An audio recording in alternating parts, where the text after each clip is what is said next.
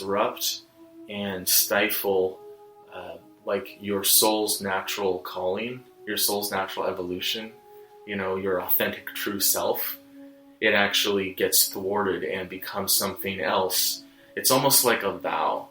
Like when you get hurt, and this is all happening unconsciously in our psyche, but we vow never to be hurt in that way again, never to put ourselves at risk again, never to be vulnerable again in that way. And so we find other strategies, other means to get our needs met that might not actually be true to ourselves. It's like a false will.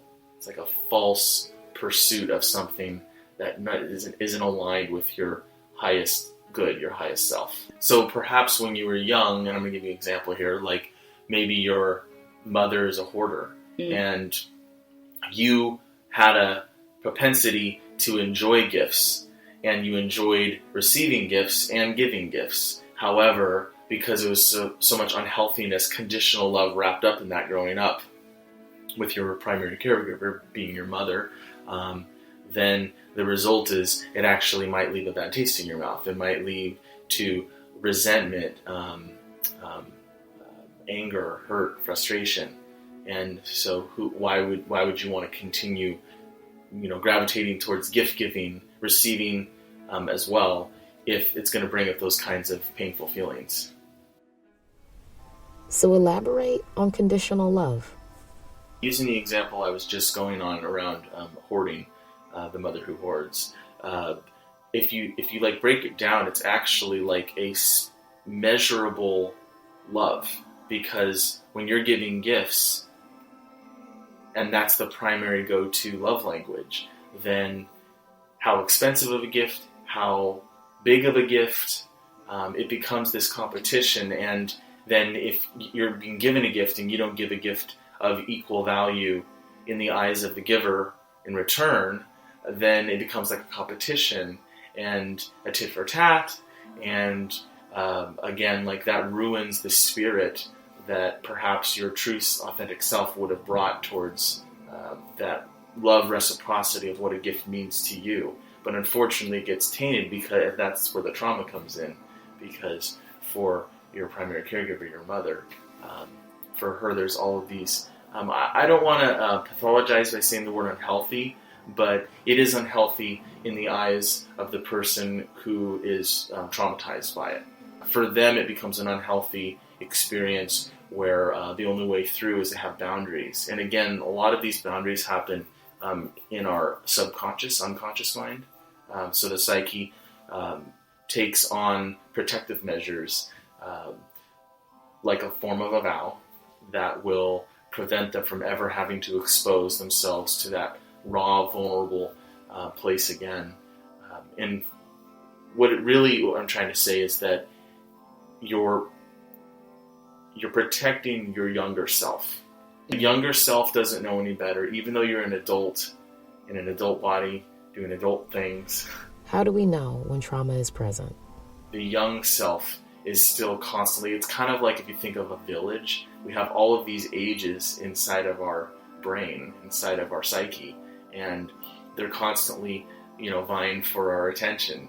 And if we're not aware of approximating which age is talking in a given moment as we're reacting to a given situation, then we're just a reactive, like I call it, like a soap opera reactive existence. And unfortunately, in my experience, most people are living out that life, the soap opera reactive existence, instead of a mindful, conscious, you might say spiritual experience. So how does past trauma affect our current relationships? Where you're aware of what's happening, you're in relationship to who it is that's communicating with you, which age, which younger self, and then you have a dialogue with that.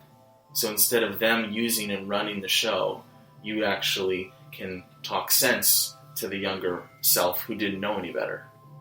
They were young, impressionable, fragile, susceptible. How you know trauma is present is the more often that younger self makes their presence known, the more often you hear that voice coming up in reaction to situations, the more likely that's pinpointing towards a traumatic episode, a traumatic experience.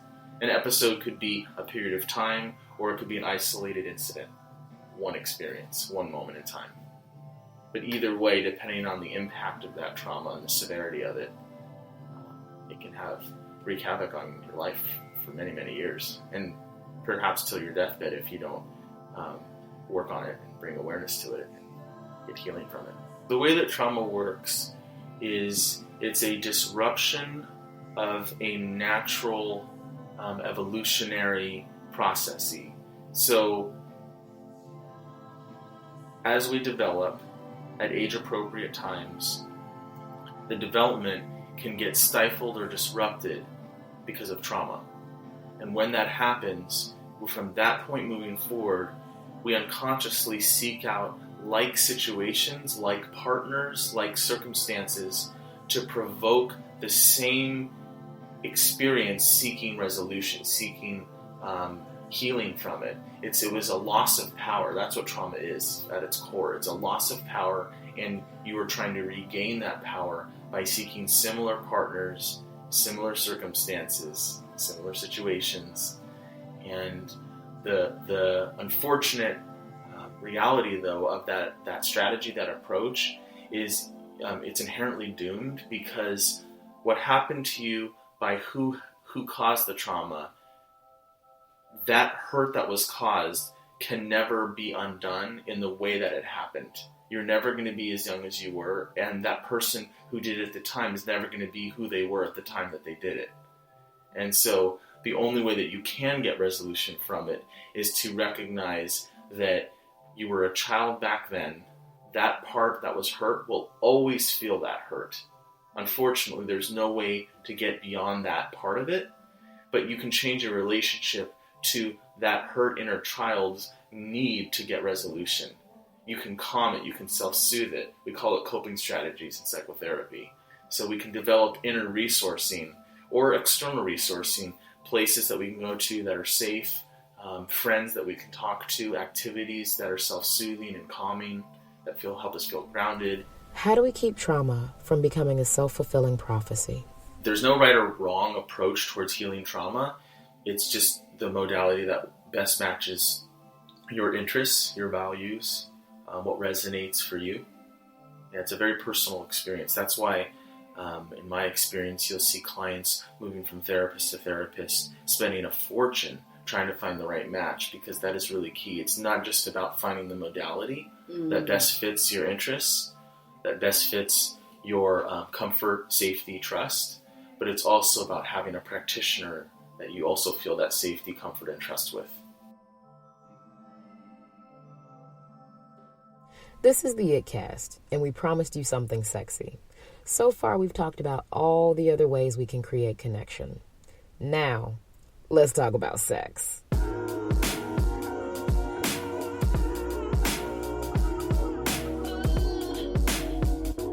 We interviewed Nina Joyner on location at her store, Fillmore 510, adult boutique and gallery in downtown Oakland.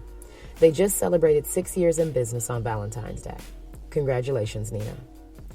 As usual, we begin with a cultural definition. I would define myself culturally as an African-American, masculine/female identified person. So, genderqueer. My preferred gender pronoun is they. I also use him. I am 42. I love my gray hair, my little gray patch. It's definitely hereditary. My family seems to have that thing going. I'm originally from Las Vegas, Nevada, moved to the Bay Area in 1994. So why open a sex store? I got up one day from a dream and decided this is what I wanted to do. And I was actually having breakfast with a friend this morning, and she remembered me selling porn, selling novelties, walking around bars, and doing things like that. I was amazed the first time I heard Nina say the words, "I don't believe in bad sex." Now that I had the opportunity, I was curious to know how one gets to that level of understanding. Who I am as a person has brought me to the understanding of sex, that sex is ever evolving. There is no end point, or there is no success to sex. Sex is ever evolving, so how I look at sex is, it's like a book. yeah, you read it, but then you go back and you pick out the good parts, and then you have some not so great parts, and then you use it as a reference model. Then when you read the next book, you have something to base it on, like if it was good writing or if it wasn't great writing. You'll see punctuations, you'll see things out of place, but then they make sense to you, or things that just don't make sense right then and there, and then several years later they make sense. Who I am as a person has brought me to the understanding of sex, that sex is ever evolving. There is no end point, or there is no success to sex. The first time I entered Fillmore 510, I knew that there was something different about this place. With a chill, laid-back atmosphere, I didn't need to feel concerned about the sketchy arcade next door or who might be in there doing what. I didn't feel the need to quickly make my purchases, jam my bag into my purse, and walk out nonchalantly, like I hadn't just been in there dancing on the devil's doorstep with a Hell's Angel at the register. I wanted to know how she set herself apart. The success of all of this has just come from wanting it to be different, especially for people of color. Their issue with learning about sex is around trauma. We're talking about sex from the perspective of trauma versus the true origin, which is to be peaceful. It's supposed to be connected. It's supposed to be, you're supposed to be one with yourself if it's just masturbation. So why is trauma an inroad for learning about sex, particularly in marginalized communities? We have laws in this country, but they don't really protect us. They don't protect people like they say they do. You would want someone who has been an aggressor or an abuser to be, I wouldn't say punished, but held accountable. That is where a lot of the non-growth, the pain that comes along from trauma abuse survivors is, how do I have this person to be accountable? Even after you're an adult, the law is to be your parent, and they're not that. They're failing you just like your parents failed you when the trauma happened. And I believe that people really want to experience a lot more than what they're experiencing around the legality of things. And with sex, we're supposed to be connected with someone. We're supposed to have fun with it. And I think a lot of times in brown communities, we run the risk of a high percentage of time than other communities learning about sex through trauma versus through pleasure, where, I had a parent that came in here and she wanted to talk to her 14-year-old daughter about sex. And she was like, well, what can I get her? And I was like, well, get her what you've gotten. What you just got was a great example of something that you can get for your daughter. And now you and your daughter are best friends, quote unquote, because now she has a reference point to talk to, to talk about this product with. But I don't have brown families coming in to ask that, and maybe they just aren't asking that, and maybe I'm just singling it out and saying it doesn't happen, and that's not the case. But I just hear from a lot of friends online, and it's just like, that's a trigger. Like, we got all these words like, oh, that's a trigger for me. And it's just like, well, when are you going to get over it? It's just like a parent. When a parent doesn't do well for you in raising you, what do you do as an adult? You pick yourself up and you learn how to parent yourself. And so it's like, I've gone through trauma myself, and I've had to do the work of what I wanted my parent to do so that I don't keep saying those same stories. So I think that's where we are, and I want to be a good example of those great examples that are out there and maybe people don't have access to. It's not just about people of color. I think, a lot of the writers out there say, oh, it's a person of color shop. Well, there is no person of color shop. This is a space that is welcoming and intentional to make that community feel at ease when they're met with this information. It's also the same place that has welcomed traditional buyers for generations. And so we want to continue to do that. And we're also having a shape-shifting exercise in how do we talk about sex? How do we present sex here? What do we do? We're very non-traditional in the sense that we just make you feel at home. It would be like coming into your grandmother's house without your grandmother here. You can sit there and talk about whatever you want to talk about, and you're not getting a lecture, and you're not being told, no, you can't do that. I'm like, it's your money, it's your body. However, this is the information I want to make sure that you have. And people feel okay with that. I think people just want to feel validated. When people are purchasing, it's about validation. It's not about shaming. It's about what does that person need, and making sure that they get their needs met, when they come in here for a certain product. finding out, okay, now what is it you want to do? Because sometimes they get information, oh, my friend has this and she said it's great, I should get it. Well, it's not like a pair of shoes. It's not like a cute jacket. It's not like a haircut. You can't see it. It's something that is in your neutrons,